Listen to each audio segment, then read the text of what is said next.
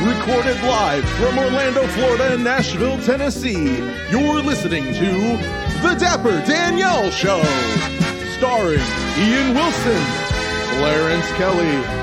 And now, here's your host, the one and only, The Dapper Danielle. Hello and welcome to the Dapper Danielle Show. I am the Dapper Danielle and I'm joined by Ian Wilson and Clarence Kelly, my brothers up in Nashville, and I'm back here in Orlando, Florida. We are not filming on location this time. However, you never know. I'll be back up there for the holidays here in just a couple of weeks. So anything's possible. Anything's possible. We might get another episode out before the new year. But in the meantime, though, we are putting this episode out a day late. So sorry, but this past weekend was Dapper Day. And that took up my entire time. Plus, Megan the Magical Millennial is in town right now, and she is visiting me. So we've been running around all over the countryside. Is she in your house? She was. She stayed in my living room for the first night, and now she is staying with a partnership of a DVC company over in in Disney World for the rest of her trip. So she's like, she messaged me the week before and she's like, Danielle, I messed up my dates. I don't have a place to stay on the first night. And I'm like, yes, you do. It's called my living room. Welcome to Casa de la Orangebird. And you can stay with me. And well, it's so funny. What was I going to say about that? Not the Dapper Day. Oh, Dapper Day. Yes. So Dapper Day, we actually got rain here in Orlando. And this is like the first time in, I want to say like 3 or 4 years that we've had rain on the winter Dapper Day. And it rained hard. And me and Megan luckily timed it really, really nicely on Sunday, which was the Hollywood Studios day. We were looking at the radar and Megan and I are like, we need to go now. This is the break in the weather. If we don't go now, we're going to get stuck in this and we are not going to survive. Because we just had our little tiny foldable umbrellas that fit in my purse. And, well, as soon as I dropped her off and I'm heading back home to my place, comes torrential downpouring down to the point where I'm hydroplaning in the last, like, couple lights to be able to get to my place. And I'm text her as soon as I get home. And she's like, yeah, no, lightning hit something next to my hotel room. And it like one of those like loud snaps and either it hit the ground or a tree nearby. And she's like, it shook my entire room. And I'm like, oh yeah, it's a good thing we got home when we did. Yes. So were there a lot of people out for Dapper Day, or was the weather kind of making it a quieter event than normal? It was very mixed. So I would say we actually probably had more people on Epcot Day, which is usually the opposite. Epcot took place on Saturday, and then Hollywood Studios took place on Sunday. And have you guys been down here with me for a Dapper Day yet? I have not. You have not? That's okay. Not been dapper-fied yet. This was also Megan's first time doing a Dapper Day with me here in Walt Disney World. And she did say, she's like, this is very different. And I was like, yeah, it is. Why? And because I already had my reasoning and my knowledge of why our Dapper Day was so different. And she's like, it's just like, yours is bigger. Like more people are here for it, or it's more obvious that people are here for it. But it's not the same aesthetic. And I said, exactly. And I feel like that could just describe Disney World versus I mean, Disneyland. In literally, yes. It's bigger. It's more obvious why people are here for it, and it's not the same aesthetic. Like that's really the difference is right there. I mean, you're not wrong, but like the main reasoning for saying it like that was because yes, more people are actually involved, and they usually go way out in their outfits here in Walt Disney World. They're going like more Disney bounding and more like holiday bounding. Oh my goodness, some of the holiday outfits, some of these ladies came walking in like I mean I looked like a legit Christmas tree with my star halo stacked on top of with my pearl headband and my giant bun and like the dress. I was so proud of my dress. But mine was basic compared to some. Like there was like two different sets of girls that were doing White Christmas inspiration for sisters. One group did full on cosplay wigs, so that way they were matching and identical, or maybe they were actually identical twins. Could have been that too. And then another group, but they had the beautiful dresses. They had the giant fans from the Sister Sister song from White Christmas, and then other girls had like, I don't know if you've seen the like 50s like style fashion magazines where they have like the mini Christmas trees on top of their heads. We saw a couple of those. A couple of girls did like, maybe it was just these two girls, but they had these beautiful gowns on that were floor length, but in the back of their dresses, the train was folded and it looked like a Christmas tree. So then the bustle at the very top, that was usually like right at the hip, was a star. And so that way when they trailed and walked behind, a Christmas tree followed them. And I was like, that was amazing. That was beautiful.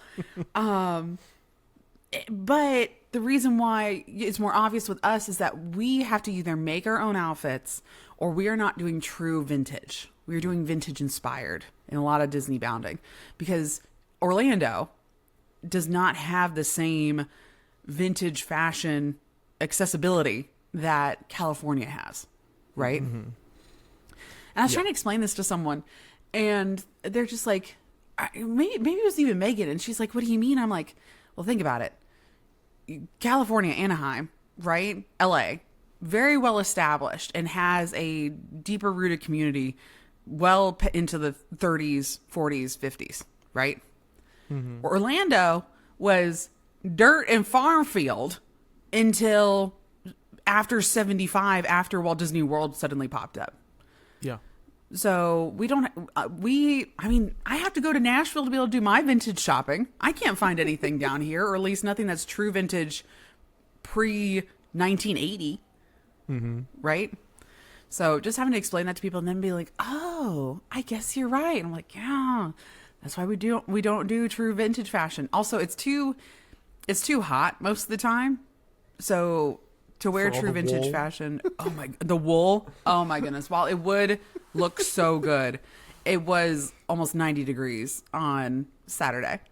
And people were already having a hard time in their little dresses that they were wearing, let alone a full vintage fit.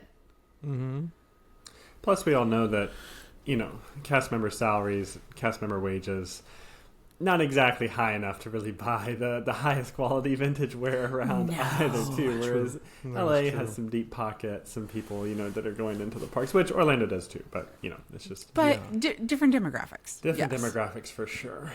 Yeah, Walt Disney World Dapper Day is for the working man, and LA Dapper Day is for the elites. The 1%. The patriarchy. I mean, no. I don't know. It's just different. So, a little extra, a random history thing to Dapper Day is that it was started by one guy. His name's Jay. And it literally was just him and his friend group, because he dresses vintage, inspired all the time. That's like his everyday wear. And he hated going into the parks and seeing nobody else dressed up. But they kept getting compliments. And he's like, well, why aren't you dressing up? Why don't you dress up? So he created it as a meet and greet with his friends, just personal friend groups. And it ended up totally, like, those friends brought other friends. And it ended up being like maybe like 20, 30 people running around Disneyland with just a couple of outfits. And then it had such great responses that it just blew up from there. And everybody's like, we want to be involved. We want to do this. And now they've been doing this since about 2010, 11-ish. Really got started in Disney World in about 2012. That was when me and Jacqueline first went. And the rest is history. And now it's grown ever since then. Yeah. Well, Dapper Day, very fun, but I think we should move into some news. I found a very amusing news story. Apparently, residents in San Jose are California? saying that a thief is targeting their Disney Christmas decor, and only their Disney Christmas decor. And I just think that's really funny. So it's basically one family. So I mean, residents. I'm intrigued to see if it spreads to more people and their Disney Christmas decor. But right now it's just the Steele family, and they claim that thousands of dollars worth of lawn figures were taken in the middle of the night. But it was only their Disney stuff. And let's see, they had it listed. The family was stolen from? Lol. That's pretty rough. That is rough. Let's see. That's interesting. That kind of reminds me, I feel like there was, maybe it was just in Orlando, because I feel like it was a couple of years ago now, but I think it was a couple of years ago in Orlando.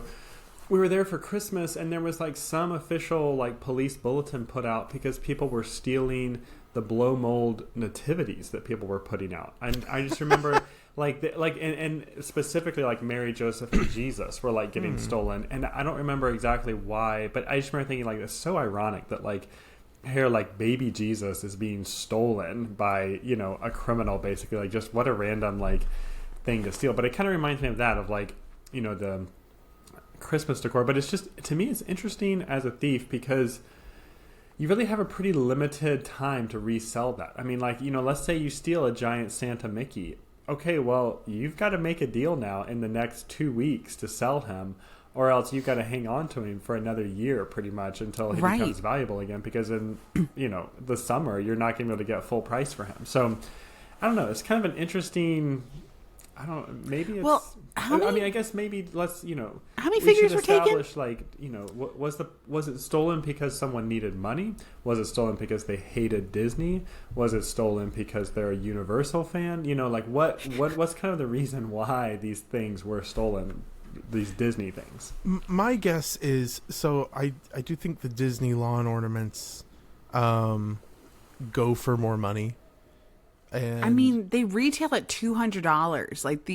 Like I'm looking at the Lowe's website right now, and there's the Goofy this year, right? Of him sitting down on this little stool, and he's caroling, so that way he's not towering and he's not a wind hazard. It's like the giant skeleton having a full size Goofy. All of a sudden, the wind picks him up, and then you go hayuk, like right into your window. That wouldn't be great. But it's also so he lines up with the size of the Donald and the Mickey Mouse, and on Home Depot's website, the Goofy retails at $199, and the life-size Mickey, which is 6'75", y'all. Mickey in the parks is not really that tall. Maybe put him at like 5'1", and then you got it, but not this tall. And I mean, that does include the ears too, so it makes him a little bit taller.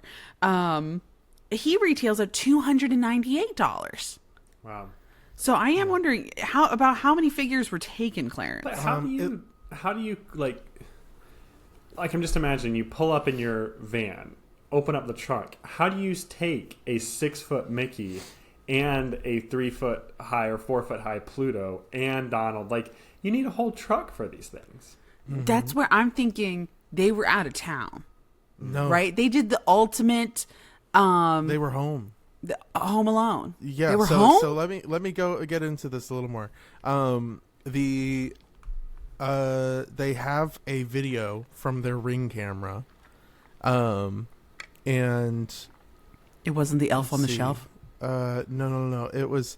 We had most of our Disney decorations on the lawn here. We had Eeyore, and then they had a Hot Rod Minnie and Mickey, and they had just got Dumbo that night and put it out. Okay, those are the blow molds. Yes, it looks like most of them are blow molds. It's the Eeyore one that I showed you, Clarence, at Lowe's. Maybe, yeah. So, yeah, he posted on Ring. I'd gotten another post by someone clearly in the same neighborhood that had said the same thing happened. And I noticed a Disney item as well. And then from there, I'd just been checking on Nextdoor and everything too. And that's when I noticed there was a theme of this individual coming in and stealing their Disney themed stuff. So it's one neighborhood, it sounds like. And someone's just targeting the Disney stuff to try to resell it. And it's just crazy. The blow molds. Okay, this is a little bit better, but the blow molds are actually really reasonable. The Dumbo one is going for about $60.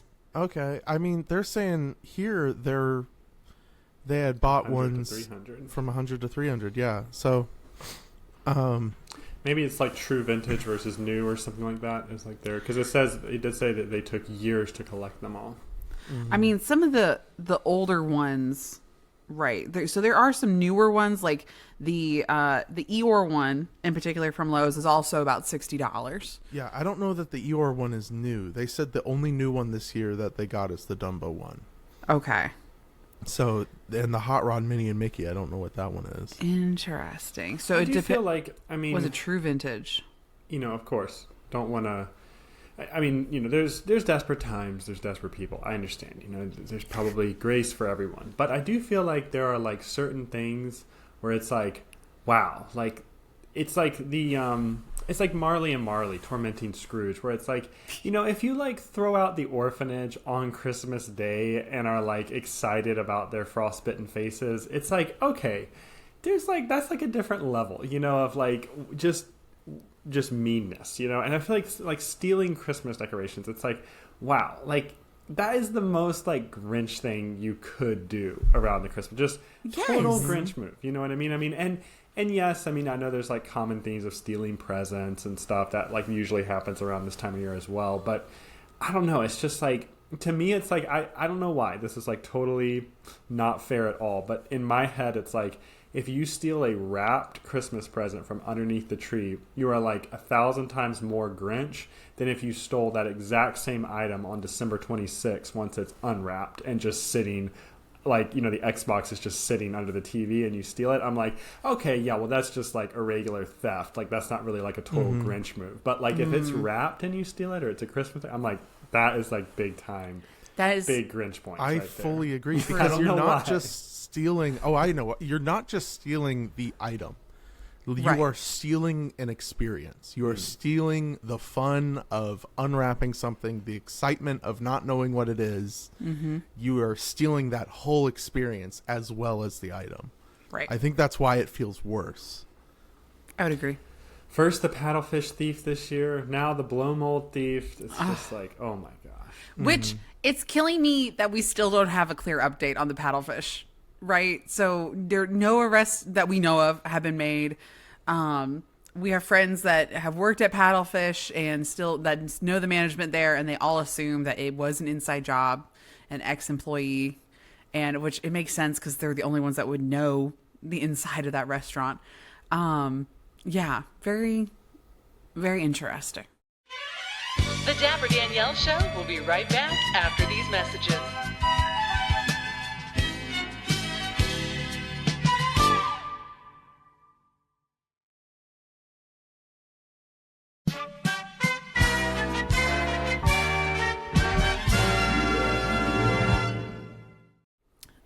Well, the Disney blow mold thief is probably still at large there, and probably. So if you live in San Jose, put your Disney blow molds, either chain them up or put them inside. Did you say train them up?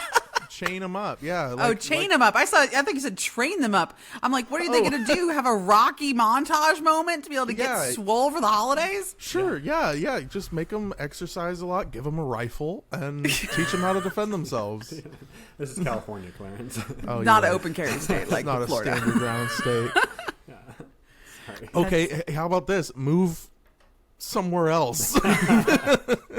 Get out of California. Not Tennessee. Yeah, just don't come here. We've got enough of you already. Same could be same for Orlando. Literally, Orlando at least is stand your ground state. I mean, true. We were in, Jacqueline and I went and saw a production of White Christmas, actually. So it's like the Broadway version. And there's a scene where General Waverly's daughter is like, or granddaughter is there, and she's like just saying a prayer one night, and her family's all from California, and she's going through it. It's a very funny moment because she's like praying for everyone. She's like praying for the family. She prays for like the great state of California and all the people there and stuff. And then at the end, she's like, and I pray that you would bless Tennessee because there are so many Californians here as well. And everyone in the theater just died laughing. I thought it was so funny. That is, that's a line that they added in. Totally. That's yeah. so It's definitely- good. Yeah, it was just very good, like, awareness of where you're at. Have we talked about this on the podcast as a random side tangent? As Not of really. What, California to As Tennessee? for those that don't know, at post 2020, a lot of Californians did move out of California, and a lot of them went to Tennessee, where Clarence already pre-lived and saw this. And then when Mom and Dad moved, and when Jacqueline and Ian moved, they of course did not come from California. They came from Florida and Alaska. And the first weekend y'all were there, Ian, and you guys moved in, didn't you go into a bookshop and they asked where you were from? Like so many places. We went to a bookshop, we went to Trader Joe's, like a couple of places when we were first there, and it was like, where are you from? And it was like, oh, we just moved here. And everyone just like, it just has that look on their face of like, you just moved from California, I bet. And it's like, yeah, we just moved from Alaska. It's like, oh, okay. Well, cool. Well, welcome to Tennessee. Here's a free bag. Like, we're so excited you're here. We're just glad you're not from California. I was like, whoa. Yeah. Okay, wow. There's some serious anti-California So if you are from California and you're planning to move to Tennessee, lie. Don't tell people where you're actually from. Say you're from I don't know, one of the Dakotas or when we're over there. I would say though at this point in the Nashville, Tennessee area, I mean, you've got kind of a good, maybe not a majority, but a pretty strong minority that's there with you. I mean, if you're in a parking lot of a store or something, I mean, I would say it's like 30% of people to 40% of people are not from Tennessee, and probably 15% of those people are from California anyway. So it's like, just hide with everybody. Though eventually you'll outnumber the locals. Hide in plain sight. True. Well, I mean, you're walking going to among have us. your in and out very soon there, and it'll feel just like home. I know. It's like that. It's like The Incredibles whenever all of the superheroes go into hiding. Yeah. Yes. And they're walking among us, everyday people. Yeah, I do think though California has had their first, like since 2020, this past year has had their first population bump. Really? Like people moving back or moving into California. Work in person mandates are resuming. So everyone who wants That to might work be for that's probably startups, a big tech part of companies, it. and all of that are having to come back and actually work in California instead of being able to move. Because they're one of our friends mentioned that in the animation world is that's why they can't do a lot of freelance outside of the state of California. And that's why you have to be either X amount of days in the office or within the state, technically. Taxes. Yeah, freaking California. I mean, if they're going back over there, bye. Good riddance. I love you guys, but from afar. Love you. Or what's that audio? It's like, I got you, man, from right here. Right here. I'm going to enjoy Tennessee. Take your smog back over there. They'll drive electric cars, though. It's also the smoggiest city in the country over in LA. Mean, accurate. Despite that. All right. Well, speaking of smog and things that eat up our planet's resources, what is this? Did McDonald's do an AI ad and I missed it? Yes. Okay. Yes. You may not have seen it because it was McDonald's Netherlands. But it had a moment online, especially on YouTube, and it got so much backlash that McDonald's fully pulled their advertisement. It was a fully AI advertisement. It was done by a creative agency called TBWA, which is actually the same creative agency that worked with Apple to make their Critter Carol Christmas ad. The one that we like so much? iPhone. The one with the puppets that I thought was like, oh, this is so good. It's probably like Hempson Corporation. No, it's actually TBWA, which is the same company that did this McDonald's one. And I feel lied to. Yeah, it's crazy because like Apple, I think this was shocking to me. Apple is getting glazed for how like they're going against the grain. They're not using AI. They're doing all practical, which is great. I love practical ads. The Critter Carol is probably one of the best advertisements I've seen all year, if not in the past decade. It's legitimately cute. It's entertaining. And the product isn't so in your face. It's like, it's just these puppets filmed on an iPhone, and it's done well. Even the new like Apple TV logo was done practically, and it was done by TBWA. But so it was TBWA/MAL, which I do think MAL is the Apple branch. I don't know that for sure though.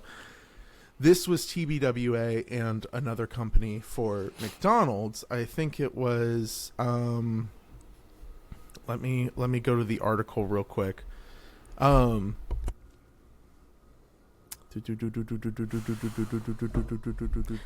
this is making me wonder if this company, right, is like, hey, the Sweet Shop was the other company that worked on it.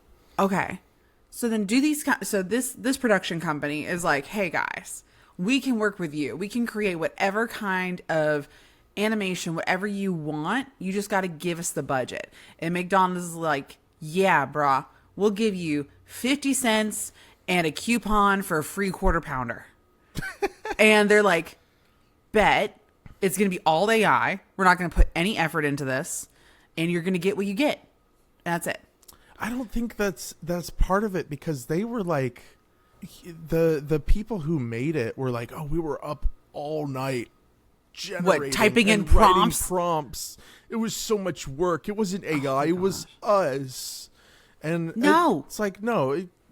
Yeah, let's see. The studio behind it says they hardly slept for several weeks while writing AI prompts and refining the shots. AI didn't make this film. We did. So ridiculous. Comments have since been turned off. That is pretty funny. It's stupid. So it's for McDonald's Netherlands. It's the Netherlands contingent of McDonald's. And I think, too, what got a lot of people mad was the song in it is like, it's a play on The Most Wonderful Time, and they change it to like, it's the most terrible time of the year. And it's like, and it's kind of a sad ad. Like, just watching it, it's like, it's not a very happy, uplifting, like, celebrating the spirit of Christmas type thing. But then who in McDonald's approved this? I don't know. I do think there's an account there was an executive that approved it. They had a pretty stellar resume. They just came from Cracker Barrel, actually, as head of the marketing department. Stop! And No! they just came over, new opportunity, no reason why they left Cracker Barrel at all, but just looking for a new opportunity. You're so bad. Yeah, there's a Twitter account. I'm gonna call it Twitter. I don't like calling it X. Yes, Twitter/X. At Art of SpongeBob. I don't know if they're actually affiliated with SpongeBob, but I think they summed it up pretty well. They said the message of this ad is the holidays suck, and its solution is to spend as much time in McDonald's as possible. Forget your friends and family. Have a Big Mac. Which is legitimately like what the ad is portraying. I think that honestly, like, if it was just AI, it'd be like Coca-Cola and people would be annoyed about it, but it wouldn't get as much backlash. But because it's getting more backlash because Coca-Cola did a behind the scenes video. And then the artist's like, that's not the point. You didn't do nothing. It's the other audio of, here you go. I hope you're ready for nothing. And yeah, no. I think but McDonald's having it paired with the negative messaging makes it that much worse. Yes. And so I think that's why it's received so much backlash, and rightfully so. Like, get that stuff out of here. We don't need more of it. We don't need the negative attitudes paired with AI. It's kind of like, here's everything we hate about the world right now, and we're going to use it to try to get you to buy stuff. Not even the world. Already makes it worse. It's like, okay, not even the world. It's just Netherlands. Like, these are all the bad things about the Netherlands. Like, people in Orlando don't have these problems because it doesn't snow. But yeah, I feel like they could have easily done, like, it's the most terrible time of the year for the first half of it, with this guy like struggling through. Then he goes to McDonald's, has a Big Mac in the middle of his holiday shopping, as we all do, and then it's like switches to, it's the most wonderful time of the year, and then everything goes right after that. It's like, okay, better messaging. Maybe we forgive a little bit of the AI. I still don't understand how billion-dollar corporations don't have the budget to make real commercials, but that has not been explained to me by anybody yet. But do you? Oh, yeah, I have another rant on that too. I don't know. To me, it's just I already don't like. I agree, Clarence. I already don't like the fact that it's like focusing on all these bad things that are happening at Christmas time, which it's even in the ad too. It's funny, they're not even really like bad things. You know, it's just kind of part of the season. It takes a little bit longer to go through traffic. It's called winter. It's dinner, a bummer. Yeah, your dinner burns. Great, have something else. Like, it's not, you know, I don't know. It's not this like everyone's, you know, your one experience doesn't have to be this perfect thing. It's about just enjoying the time with each other, whatever that looks like. You know, sometimes your sled breaks, but you don't just quit sledding. You go on down the hill on a broken sled and have a good time anyways. You know, it's not like even broken sled. You take a piece of cardboard, or you take half of an inner tube that you had from the summer. You know, like, I don't know. I do think there is a deeper philosophical thought here. Oh, where please. If the core of your celebration for Christmas is consumerism, it will always be stressful. If you are not celebrating Christmas for a greater reason, be it religious or not, then it's not going to be good. If your only reason to celebrate Christmas is presents and Santa Claus and like buying stuff, and then it's never going to be fulfilling, and it's always going to be the most terrible time of the year because you're stressed about buying stuff. If it's not about family, and it's not about not even just family, but just finding joy in the little things, and like the reason why you would have a Christmas tree and you would cover it in lights and you would cover it in tinsel so that way it glistens and it shines is the whole idea that it's shining light in the darkness, right? If you are not finding that light in your holiday season, in your winter season, like that's why it's placed in the middle of December, to be in the middle of our winter. So yeah, oh my goodness, yes, accurate, Clarence, accurate. Yeah, and excuse me, I got a frog in my throat now from my coffee. I think, and two, for us, like, we are a faith-based household. We are celebrating the birth of Christ. And it's like, even if we don't have Christmas presents, that is still the core of our celebration. So, like, anything beyond that, like, is just extra. It's fun. It's like, if for heaven forbid, we get to a point where we can't afford Christmas presents, we can't afford to buy things for each other, we still have the core of our holiday and of Christmas and of celebration and of a reason to gather as a family to celebrate this thing. And so I think when the core of that is just to buy and receive gifts, it's always going to fall short, and it's always going to be like the most terrible time of the year. Well, so and like these even people need to watch Little Women and start taking some Christmas feasts over to their next door neighbors, and you'll learn how to have a really good Christmas really fast if you start doing things like that, as opposed to scrambling around trying to find a last minute deal on something that someone probably doesn't need. And I don't want your knockoff earbuds from Ross. That's really what it is. But even like my friends that are of different faiths also, or are not religious at all, we do a really good job in our friend group of making sure, even it's with family that you choose also. It's not, maybe you can't go home to celebrate the holidays with your family. Maybe there's some kind of situation going on there, but we are celebrating with my friend group of the chosen family, right? And it's all about hanging out with friends, finding joy in each other's company, and that is our holiday spirit kind of thing. So I do think there's a way of finding that joy in the holiday spirit. But yes, it's goodness, it's not about the consumerism. And I think the conversation on AI is really showing these companies that that's not the core for most people, right? And the one that's bothering me right now actually started in Tennessee. It's Morgan & Morgan. Oh, the billboards? The billboard. If y'all did not know, and I know you have seen these ads because they're like every 2 miles in Nashville, and I have one just outside my exit here in Orlando. Oh, they're in Florida too? Okay. Yes, I was like, Biggest law firm in America, Clarence, obviously. Wow. I thought it Yes. was like just the Tennessee branch that was using those billboards. No. I found out this is the nationwide ad. And I know you all have seen this billboard, and it's a billboard of fall. It's like Fall la la. la la. Yeah. And it's Santa slipping on milk, and because it's supposed to be like a accident law firm, right? And this Santa is completely AI generated. If you look, and the only reason I'm going to get really close to the camera, the only reason why I know this is because I've been stuck in Orlando and Nashville traffic, and I can just stare at this billboard. They think nobody was going to notice because everybody's zipping by. Nay, you put the most billboards in the most highest tourism locations, and I'm stopped there staring at it, and I'm saying, F you, Morgan and Morgan. And this Santa only has 4 fingers on his left hand. Amazing. And if you look really close, he doesn't even have teeth. It's like, he's like, oh, but the teeth are gone. He looks like Pops, Clarence, at the age of 99.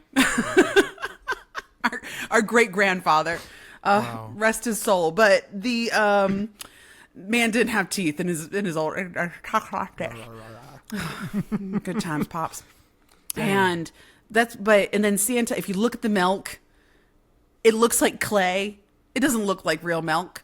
There's nothing. There's barely anything in the glass, and the amount of milk that's on the floor does not match the proportions of what was in that glass. And it's just such bad. It's yellowed. It has the yellow tinting of AI also. And I'm like, you didn't even change the coloration or anything to try to like fix the photo. No. So I've decided that we're not going. If there's some type of incident or accident that's happening, I now will no longer call Morgan and Morgan. We're calling Dan Newland. You know why? Because he's using those cringy people on the photos that they're pointing right here and saying, Dan won me like so many millions of dollars. At least it's a real human.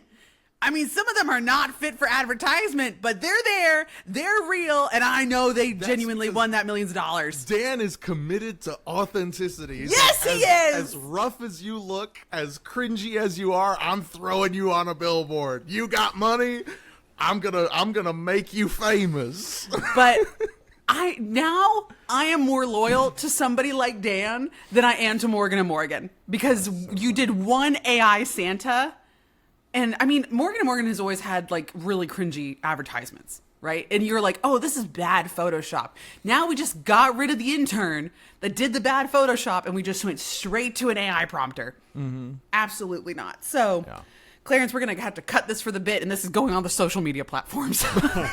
Okay. I'm John Morgan of Morgan and Morgan and Morgan and Morgan and Morgan and Morgan and Morgan and Morgan. Literally, Morgan. yes. Every morning. Lots of Morgans. Anyway, let's move on from Morgan and Morgan and Morgan and Morgan. Hashtag not sponsored, by the way, by Dan Newland, but you know. Dan, you a real G. You You real real G, G. Dan Newland. Goodness. Okay. Anyway, moving on. Mm-hmm. So before we get into our main subject and main topic, which does have a little more of a holiday feel to it, instead of me just calling out law firms that are using AI. First off, there is one newer member to the Refresher family over on Patreon. It's actually Lisa, who is one of my first Patreon followers from the UK. And she started off at one of the basic tiers, and then she upped her membership from like the first tier all the way to the top tier. And for that, Lisa, you get a shout out. Thank you so much for being part of the Patreon already for, I think, 3 months now. It's been 3 months. Lisa, an OG. One of my OGs. Lisa, I feel like that was really like, I mean, obviously Danielle, you know, you can feel how you feel about it, but I feel like that says a lot about me and Clarence, because Lisa joined and was like, well, I know Danielle, so I'll do like the lowest tier, but like there's these other guys on this show, I'm not sure. And then we won her over. Like she was already convinced on Danielle, but we really, I think, landed. I don't know if it was you or it's because I kind of talked about the giveaways I'm doing in December, y'all. Actually, if you are listening to this episode, by December 15th and 16th, like that week, actually here later on this week, next week actually, I'm going to be pulling for a couple of giveaways. I'm giving away a lug bag. I have some Chris Lou pieces that I'm going to be giving away. And it's all for certain tiers. So some of my nicer, higher priced items are only going to be exclusive to the top tier of the Patreon. And I do have some other fun little things that will be going to the other tiers.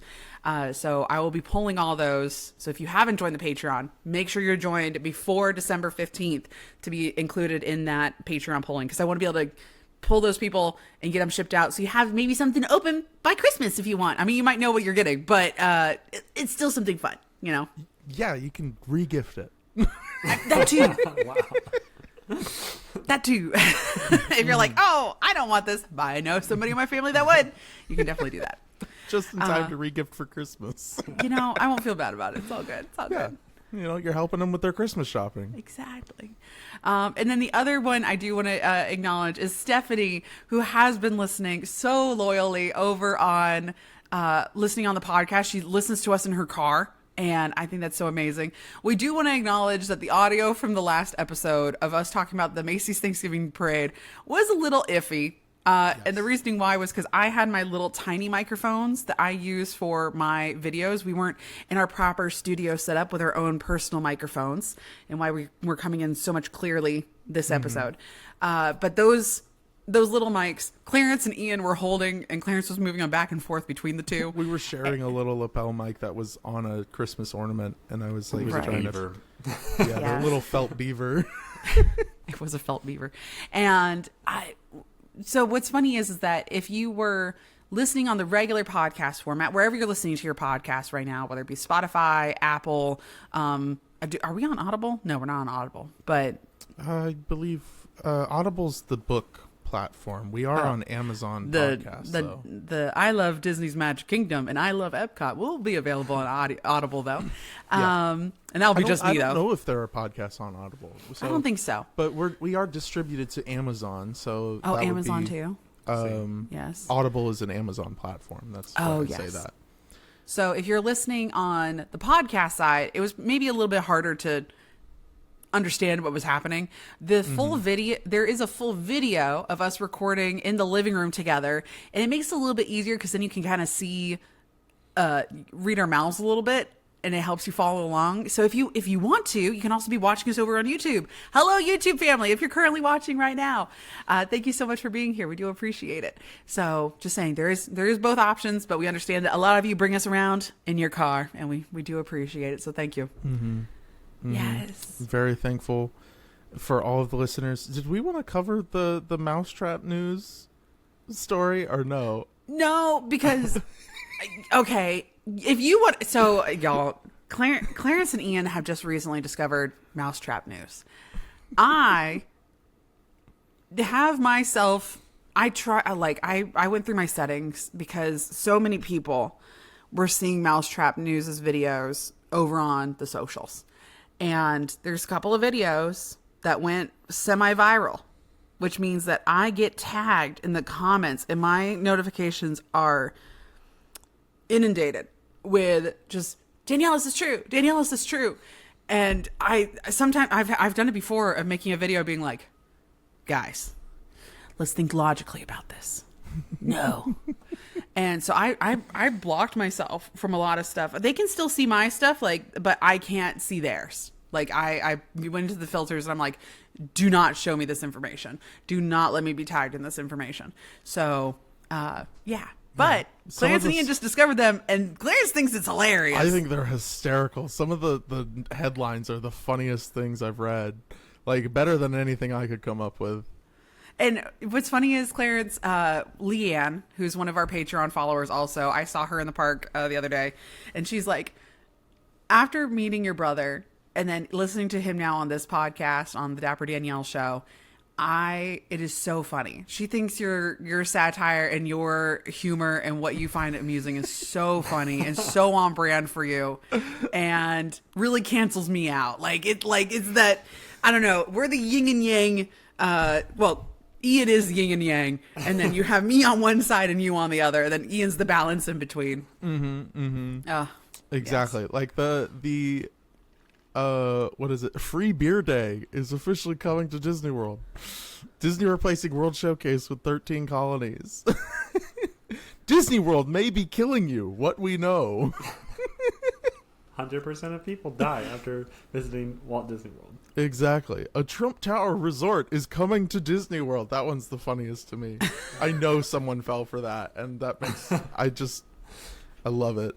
It was fact checked. That one was like on some news site actually like being no fact checked of like, oh, is this true? And then the news site was obviously saying like it's not true. But it's funny because it's like the fact that it made it to that point means that like it obviously escalated, you know, and people were sharing it. Enough people believed it. It's so funny. You got me it. and really Mickey Mouse. Mickey Mouse, what a guy! I love Walt Disney World. You know, Disneyland is a little too woke for me, but Walt Disney World, what a park! I'm going to put a Trump Tower right next to the castle, right there, right next to there. Mickey Mouse, he came over. He said, What a great opportunity for us and for Walt Disney World. And, I mean, we like that. We like Walt Disney World. It's okay. That was a little too good of an impression, Clarence, and that's probably what they thought it sounded like in the whole conversation. Now they're going to take your soundbite and they're going to say, "Oh, this is what Trump said." As soon as I finish my ballroom on the West Wing, I will be walking into Trump Tower in Walt Disney World, Orlando, Florida. It's okay. No. Anyway. I love doing a Trump impression. It's one of my favorites to do. It's so fun, and I'm really like I have practiced it for years because I want it to be really good. I'll just be in the shower and be like, "I saw crooked Hillary walking into a McDonald's, the Crystal Palace, McDonald's in the Netherlands, and she took a dump in the McDonald's bathroom. It was so bad."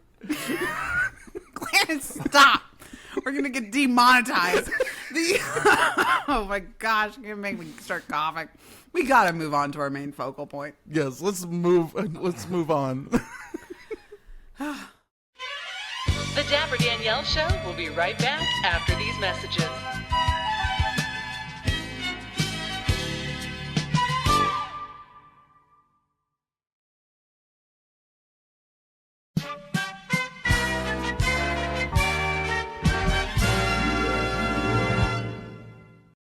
Okay. Besides crooked Hillary taking a dump in the McDonald's bathroom in the Netherlands, what we're really here to talk about today is actually a true tradition that has been part of the Disney company for many, many years. And Disneyland just had their celebration. Disney World is still ongoing with their celebration, and it is the Candlelight Processional over in Disneyland and in Disney World. And what I think is funny is that the Disneylanders, this is normal for them. They're like, okay, that's great. And then you come over here to Disney World, I'm like, oh, you do it more than like one day out of the year? And I'm like, yeah, that's normal for us. So I want to give a little bit of an explanation, a little bit of a history, and then also kind of give a little bit of a difference between the two, if that makes sense. Again, right? If you're coming to Disney World and you have a question, the answer is Disney World has more. It's just whatever the thing that's going on, there's almost always more at Disney World. Kind of like why there's more Dappers at Disney World than there is in Disneyland. It's just, there's more. There's more. Right. So first off, I don't know if you guys saw this, but the very first Candlelight Processional is a tradition that's been dating back over 65 years in the Disney theme parks. And it actually started like when Disneyland celebrated its first holiday festival in 1955. But the choir group they were Dickens carolers, and there was only 12 of them. Right? So it was a really, really small little group. The director was from University of Southern California and performed throughout the park, and guest choirs were invited to perform daily on Main Street USA and on the bandstand. And it was rechristened and it was rethemed and it was called the Christmas Bowl for the season, which I thought was interesting. Christmas Bowl. The Christmas Bowl. So this was through 1955 to about 19 56. So only for about 2 years. So it was just random. It was sporadic. These carolers would come in and out on Main Street. It was very much a vibe, right? It was very, very cool. Well, in 1957, the event grew larger as choirs followed the Christmas Around the World parade, which was a thing. There is recordings of it, and it is very, very amusing. And the processing, so they would go around, they would follow the parade and together from Sleeping Beauty Castle into the plaza, which is around where the flagpole is. And they originally would go around the flagpole and sing around the flagpole, kind of like how the lowering of the flag happens still to this day. Mm-hmm. Well, it got a little too busy. And due to the size of the crowd, the singers were unable to form a circle. Oh my gosh. So I love how this was like, oh, we're going to start this. And then they get to the circle and they're like, what are we going to do? So they deviated. They're just like, you know what? We can't do it there. We're just going to change the plan. So instead they stood around the Disneyland band and performed in an informal manner. So it was like, well, we can't get to our section because the group's too large. And so I believe the Disneyland band was on the stairs and then they kind of just joined around the stairs. Mm-hmm. And then ever since then it grew. It became like a more formal event. It happened a little more often. And now it only happens one weekend out of the entire holiday season over in Disneyland. It just happened this past weekend in Disneyland. Who was the storyteller that was there? I really love telling the story. No, it was not. Disney World. Stop. No, it was not. Hold on, I am double checking who it was. A lot of candles here. More candles for me than any storyteller in the past. Goodness. That's what they're telling me. A lot of candles. And there were in the fields shepherds. And they keep the sheep. Oh my gosh, guys! Probably are going to get demonetized. Keeping watch over their flock by night. And lo, an angel of the Lord. Storyteller angel of the Lord in Disneyland. Oh my goodness. And I know some of you are screaming the answer for me because I do not know off the top of my head. Oh, it was Benjamin Bratt, who is an actor known for Law and Order, and he was in Coco. Mm. Yes. I think so. Trump would have been better. Fellow crime TV actor Danielle. Yes. Well, not me specifically, but yes. So he was the storyteller. They only did 2 performances, I believe, throughout the day, and then that's it. And so they do it right there in front of the Disneyland train station. To be able to get a seat in front of the stage, it's all Disney executives, Disney higher ups, Club 33 members, or members of the cast member families that are performing in the show. That's the only way to get a seat. And then they have the main walkways can be for regular guests, but there's no like normal seating available or anything like that. It's a tradition that still has been staying around. Walt Disney did support the Candlelight Processional all the way up until his death in 1960. Is that right? Or 50? I think I'm getting my dates wrong. I don't know. When did Disney die? 65? Was it 65? I thought it was the 70s. Or 66. Hold on. Too many dates off the top of my head. Was it 6, 7? No, stop! 1967. Oh, oh my gosh, when I tell you, that has been the bane of my existence here at Walt Disney World. And you know what? Under Armour's going it, like, owning up to it. I was in Disney Springs, and they chose one of the jerseys that's 6'7", and they put it in the window. And this, like, I'm walking, and this 7-year-old beelines it in front of me and yells at her dad from across the walkway in Disney Springs, 6'7", take a picture! And she's taking a picture in front of the Under Armour signage, going like this, and next to a jersey in Under Armour in Disney Springs. And I'm like, what has happened to our culture and to our world? This is the downfall of man. Anyway. To the downfall of man is not 6'7". Is not. I don't know. It's making me question my life, though. No, the downfall of man is AI. The 6-7 has nothing to do with the downfall of humanity. It's not happening. Okay, when did Walt Disney? That's pretty funny. Okay, I that was for him. correct. So That's he passed in hysterical. 66. The last show he saw was in 65, and Dick Van Dyke was the narrator. So he was the last one that Walt Disney got to see. But Walt Disney loved the Candlelight Processional. He attended every single year up until his death. And in Walt Disney World, though, we started ours as soon as we opened in 1971. It was part of our first holiday season in 1971. And it happened in front of the Cinderella Castle. It was a part of Magic Kingdom until 1994. I was kind of surprised about this. I thought this was a little bit earlier, but I did not get my dates correct. It moved to Epcot in 1994, and it has been performed at the American Gardens Theater ever since then.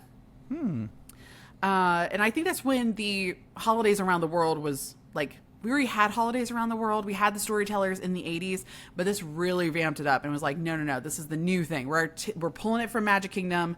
That's when the Mickey's Very Merry Christmas Parties was starting around that time. So they took the one thing and then they moved it to Epcot to add to Epcot's entertainment. That's what I was going to say is I do feel like, I don't remember all the dates right now, but I feel like when we were researching for I Love Epcot, that there was kind of a pretty big overhaul of the Christmas. Like, Disney has celebrated Christmas in Disney fashion for pretty much as long as the park's been open. Right. Disneyland's been open.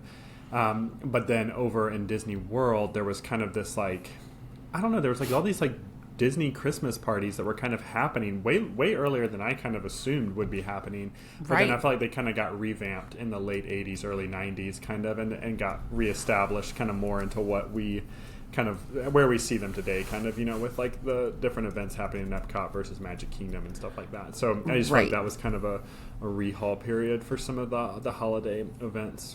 So it makes sense that Candlelight would have moved over then too. Right. Like the first, I think we said this even in an earlier episode, is that one of the first Very Merry Christmas parties that was like a one night only thing happened in 83. And then it just kept adding on dates and kept building and building. And finally it's like, okay, this is too much. We got to move. We got to reorganize stuff. And now look how big the holidays are. And it's been crazy and fantastic. But over in Epcot, though, how we've been doing it for the past many, many years is we do multiple shows, multiple performances, and multiple shows a day, too. And we have multiple actor narrators, which is amazing. This past weekend was Ashley Eckstein. And we, like, I was looking at Cole and Megan, and I was like, do we go? And the show we were going to walk into, it was torrential downpouring. In the American Gardens Theater, y'all, if you did not know, you cannot have umbrellas open in the theater. So to not block the people behind you in the view. But you can wear a poncho. And there were so many people there that were like, we are here for Ashley. And they were prepared. They were so prepared. They had these giant ponchos on that covered their entire bodies. And the first half of the stage, or the first half of the audience, is covered. So you're fine if you're under the cover. It's the back half, if you're in the random other standby queue, that is not covered. You have to have a poncho. So you got to get there early, because I feel like at least in Disney World, the queue for Candlelight Processional, especially as you get closer to Christmas, it starts filling up. I mean, hours and hours before the show. So if it was going to be rainy, you would have needed to be in that queue 2 hours before you're thinking about going to that show, or else you're not going to be undercover. The front half is reserved technically for the dining package. So if you're not part of the dining package, there's no guarantee that you might be under the cover. Wow. I will say, I think I do know someone narrating this year. Yes, I think we do. Oh, that's right. I do. Ms. Lauren Daigle is going to be a narrator on December 16th and 17th. This is her first year. She's brand new. I genuinely think that will be a very good one. Like, and if they don't let her sing along with the choir, that's going to be a real missed opportunity. I mean, there's a couple of singers that they're not next to the microphone, but they step back and they're singing along, because immediately behind the singers are going to be the professional singers that are part of Voices of Liberty, right? And then the next wave is cast member choir, and then they have the high school and college choirs there also, or the local choirs. Oh my goodness. After the last show last night, we were in Epcot, and it was, oh my goodness, it's the actress that plays the blind woman in Deadpool. I cannot remember her name, but she was night? You said last it was night. Last night. And her line was crazy. I mean, she has a much longer movie history as an actor also. But hers was crazy. That would have been Leslie Uggams? Does that sound right? Yes. She was last night and today. Yes. She stop doing 6-7 in the background, Ian. And her line was crazy, but as all of her high school kids, as soon as they exited, they have to come back out on stage over by Italy in the Germany pavilion, and all of a sudden high schoolers everywhere. And they're like, let's go to the Japan pavilion to eat now. And then they start running towards China. And I grabbed the one, I didn't grab, I did say to the girl that seemed to be the oldest, most mature one in the group. And I said, they're heading the wrong way. And she's like, what? And I was like, you're heading towards China. If you want Japan, if you want the Japan pavilion, it's behind you, 2 pavilions. And she yells to her friends, guys, we're going the wrong way. Maybe they wanted the food at the Chinese pavilion but thought it was Japan. No, they wanted to go into the gift shop at the Japan pavilion. I'm like, you're going to be so disappointed if you don't find your Japanese sweets. Yes. Yes. Yeah, so American. I love it. That's like, that's America right there. They're America. Can't tell the difference between the Chinese pavilion and the Japan pavilion. Gosh. Anyway, moving on.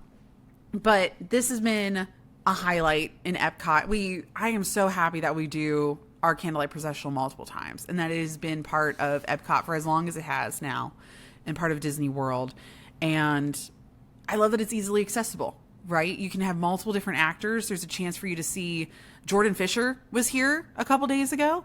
I mean, Ashley, Jordan's was really popular. He had quite a group. And speaking of singing along, he started his, because they're allowed to do like a little bit of an ad-lib monologue in the beginning of their set, and he started riffing, ready to begin, telling the story, and because he sings the Happily Ever After song. Yeah. And everybody was like screaming and hooting and hollering just for that one-liner that he just threw in there. So good. And a lot of the singers will join along, with their professional singers in the back, but they won't be right on the microphone. They'll just be stepping back, singing along, and the cast members eat it up. They love it so much. Mm-hmm. There's 2 really big names from CCM in here this year. Yeah? Lauren Daigle being the first one, and then Joel David Smallbone. He's from For King and Country. And both of them are new this year, which I'm surprised. There's quite a few new people this year. Mm-hmm. Which is good. I only mention that because I worked in CCM for so long. Yes. I worked on Lauren Daigle's last record. Yes. Fun fact, y'all. Clarence and working in the music industry is like, I know that person. I was in the studio one night with her and the rest of our label team getting the first listen to the record before it came out. That's cool. She brought a king cake. This is my Lauren Daigle fun fact. She brought a king cake because she's from Louisiana. That's where she lives. She does not live in Tennessee. Oh. And I got the baby. No. Yes. Nice. Oh, it was in my piece. So, yeah. That's hilarious. The random other musicians that and we talked about this, is that we ran into Katie Nicole, who is fabulous. We're mutuals on the social media. She's gotten into the Disney universe, and I'm like, yes. And Clarence worked with her professionally in the music industry, and we ran into each other randomly while shopping, and we're like, Katie. Oh my goodness, good to see you in real life. I've been all over the place with Katie. done a lot with Katie. Yes. And she misses you. She's she's like, great. oh, Clarence was so good. All right. Well, that's about it for the quick little history blur that I have about the Candlelight Processional. I do want to have a question to our listeners and our followers. I want you to leave a note either in the comments if you're watching on YouTube, or even in the comments if you're listening wherever you're listening to, on Spotify or wherever. Let us know if you've seen the Candlelight Processional and who your favorite storyteller was. I kind of want to get a poll and hear about who you've seen in the past. They don't have to be from this year. There's a lot of really good storytellers from previous years. And I know some of you are very biased and you have your favorites. And you, as soon as that Candlelight dining package drops, you guys are right on it. And you guys are securing that reservation. So let us know in the comments of who is your favorite and who you like to listen to. And I think there's a difference between who your favorite actor that happens to be telling the story versus who you genuinely think tells the story the best. That's true. You know? Interesting. I want to know who people genuinely think do a great job telling the story, not so much that like, oh, they're my favorite in this other show that I watch, so they're my favorite here. Right. You know? And because we've experienced that too. We've seen a couple of them and we're just like, oh, I mean, they're great actors, but they're not great storytellers. But there was one that we saw. He was a country music singer. I can't remember his name for the life of me, but he had that deep, low voice. And I was like, this is amazing. I could listen to this man talk the entire time. And I was like, you are a great storyteller. And just, he, like, the way that he talked too, it was that low voice. So then when he ended his sentence, it like faded. Does that make sense? And then they went into the song. I was like, this is beautiful. Oh, Trace Adkins. Was that it? I think so. I think that's right. He did. Yeah, he's kind of the only country singer that has done it. And he does have a pretty deep voice. I think it was him. We've seen Trace Adkins before. And I was just like, oh, yeah, that was great. Mm-hmm. Georgiana agrees in the background as she's making noise. She's like, Dad, where are you? You need to finish recording. I need attention. I know, she really does. She needs a check-in every couple of minutes. Y'all, Georgiana is the dapper niece, Ian's daughter, and my niece, and I love her so much. Y'all do not know how much I'm obsessed with this child. I was even telling Dapper Mom of how there was a picture of her, and every time I see her, I'm just like, oh my goodness, she's so beautiful. She makes my heart hurt. And there's a video of her first crawling, and she's learning to crawl under the Christmas tree, basically. And I'm talking to Mom on FaceTime, and I'm like, Mom, I cannot explain how many war crimes I would commit for this child. Like, I would go to war with another foreign country and entity and defend my niece. And she's like, that's a little aggressive. I'm like, no, it's not. I love her so much. Probably the most financially responsible thing you could do is to continue to live in Orlando while she lives in Tennessee. Because if you lived here with her, you would not have room for all the presents I would keep bringing her. Yeah, it would just be every time. It'd just be every time I see her, I'm like, Auntie Danielle's here with more gifts. Yeah, it would be problematic. So at least here, there's like the constraint of suitcases where it's like it has to be able to fit in the suitcase. Probably 2 suitcases max. Like, have I been figuring out how to see? And that's the thing with Christmas now, and the magic of delivery, right? Is that if I have something that's too big for my luggage, I can ship it, and it'll be there for Christmas time. So, goodness, it's been very difficult. I've been trying to hold back because I know that if I get too much, Jacqueline, my sister, would be like, Danielle, no. And I'm more fearful of Jacqueline's response than I am anybody else's. So. That's funny. Yes. All right. Well, anything else we need to add? Oh, I do want to promote a couple of things. So y'all, it is currently the middle of December, and I'm realizing as I'm looking at the calendar, Ian, our book drops in a couple of weeks.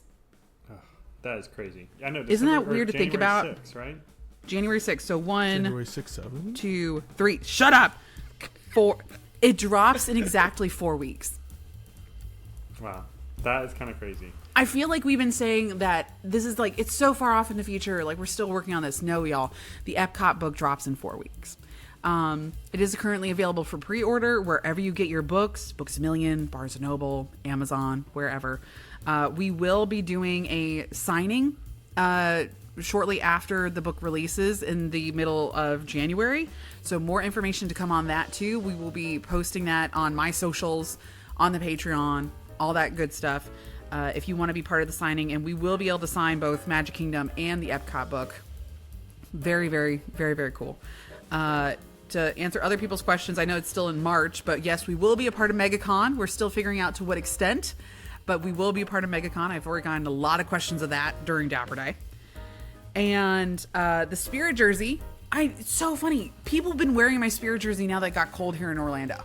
Wonderful. And I'm so honored, and I love seeing my Spirit jersey out in the wild. Y'all, it is still available. It is not available at Disney, though. It is a spiritjersey.com exclusive. Just search the Dapper Danielle, and it will pop up. I think there's only like one, the base color, not the sparkly version, but the nice blue, rich color that's Bibbidi Bobbidi Beard's favorite color is still available. So make sure you go and order that before the holiday season. Actually, I think you have to order it here within this week into the middle of next week to be able to get it in time for Christmas, if you would like it. And yes, I have signed a couple of the Spirit jerseys. If you want to bring that to the signing also, I can do that too. And just thank you guys so much for your support ongoing. And I really, really do appreciate it. Yes. Yeah. All right. Wonderful. Well, with that being said, thank you guys so much for listening. This was a little more of a Ratatouille episode, a little more all over the place. And I am so sorry in advance for all the impressions that were not made by me, but Night night, sleep tight. stop! Dream Don't of do that! churros tonight. No! Hold on, I'm gonna read Random Disney things in the middle of Trump Tower that you Clear. probably don't care about, but I'm gonna tell you anyway. You need to stop. 6, 7. Clarence. Let me redo that. Let me cleanse y'all's palate from that. Until next time, night night, sleep tight, dream of churros tonight. We'll see you guys later. Merry Christmas.